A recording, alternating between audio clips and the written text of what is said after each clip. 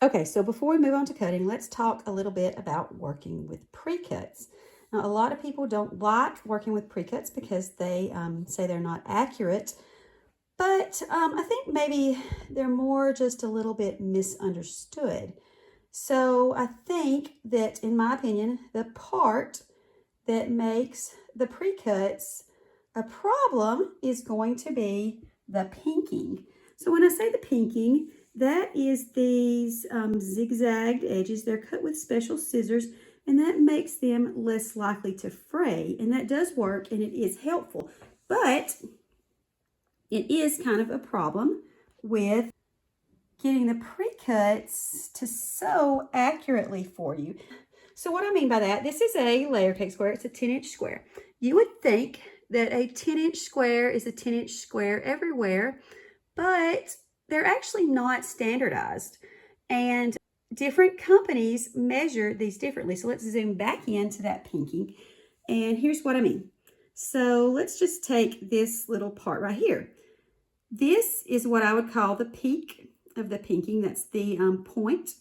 And then here we have the valley.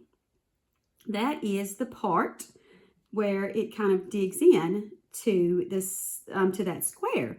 So if you're looking at this 10-inch measurement, are we measuring from the peak to peak? Are we measuring from valley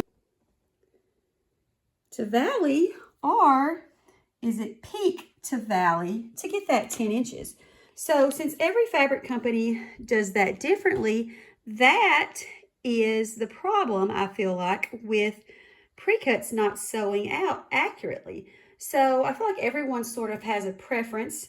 Do you like to start your seam allowance at the valley, that part where it digs in? Or do you like to start your seam allowance at the peak? I like to start my seam allowance at the peak because I feel like it is easier to do.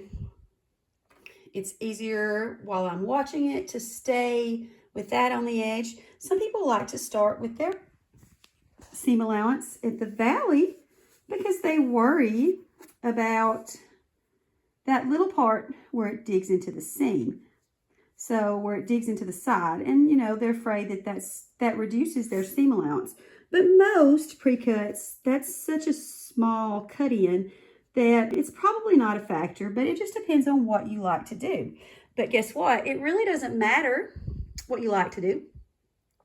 What you're looking at is what that fabric manufacturer wants for you to do. So before you start using pre-cuts, you'll want to measure this block and find out whether that seam allowance, whether that 10 inches is from peak to peak, valley to valley, or peak to valley.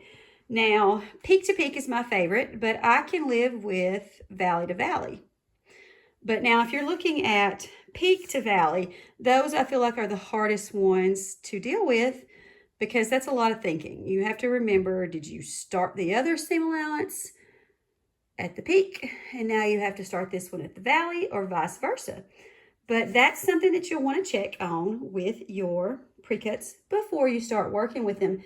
And once you start doing that, that's going to make your life a lot easier. Now for this particular quilt, we are going to, when we do the cutting, we're actually going to trim these down so that that is not a factor, and you can check that out in the cutting video.